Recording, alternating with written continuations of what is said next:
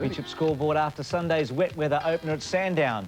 The Rain Man was a super act in the wet, while runner-up John Bow is still seething over being carpeted by the officials for tapping Glenn Seaton out of the way.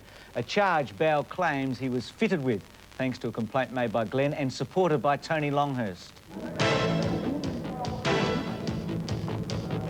Deplorable conditions prevailed at Sandown for the Shell Series opener, but frontline gunners John Bow and Dick Johnson at least had something going for them, like a clean track. That was until the green light flashed and Larry Perkins got away to a brilliant start in the Castrol Commodore. Not so fortunate was Thomas Mazzera, who got the mobile HRT Commodore out of shape and spun to the infield as the pack closed up behind. Bow gave chase after the wet weather specialist, but just couldn't unsettle him. Dynamite was the other option to shift the Commodore, but the Tasmanian was forced to lock up everything at the end of the grandstand straight. To his credit, he kept the Shell FAI Falcon out of the sand trap and was able to keep going. Visibility was the major problem during the heat, and nobody had a bigger headache than the Coke team's Neil Crompton. His Commodore was running perfectly, with the exception of the windscreen wiper, which had packed up on the first lap.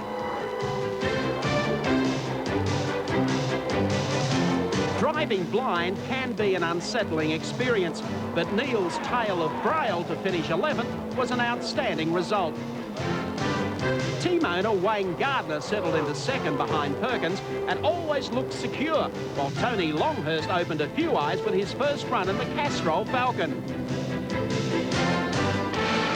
He started deep in the pack and clawed his way to fourth, until the Shell Ford split him late in the race.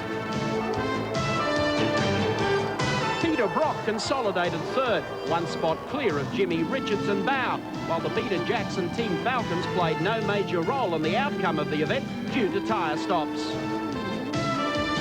At the finish, it was Perkins by a country mile. My Dunlop dug in and gripped like, really gripped, and it just sort of stood the front wheels up and got going, and I never looked back. So I mean, from where I was, it almost seemed easy, which is sounds a bit brash, but felt good. He too produced better weather, but a handicap for Brocky, who missed the warm-up lap and was forced to start from pit lane.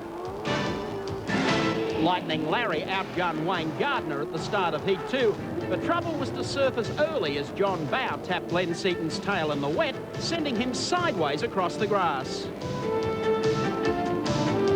Richards made an early move on Gardner in the Winfield Commodore, while Johnson and Crompton were also on the charge after lightning starts.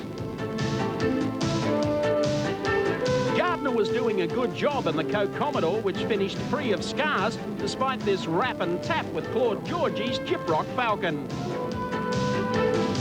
The same corner also caught out Johnson's Falcon, which spun and dropped him down the pecking order.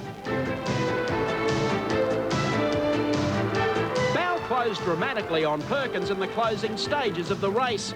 The Tasmanian made several attempts to claim the lead, but when John Trimble spun, he and Larry took distinctly different lines. Then, with just over a lap to go, Perkins made his only blue of the day, locking up the brakes and bowling a wide. JB took full advantage to claim the lead and go on and win Heat 2 over Perkins, while Gardner finished a deserving third. Well, we all got to get on and have a race now. The competition's so intense, and it's certainly sorting us out a bit, and we'll probably have to get a bit better now. So, overall victory to Perkins, 7 clear of Bow and Gardner, with Brock 10 away, followed by Johnson, Richards and Crompton, who finished 5th in Heat 2. The Shell Australian Championship Series for the Super Duper V8s moves to Launceston Symmons Plains a fortnight from today, and naturally we'll bring you all the action on 7. Mike Raymond reporting for Sportsworld.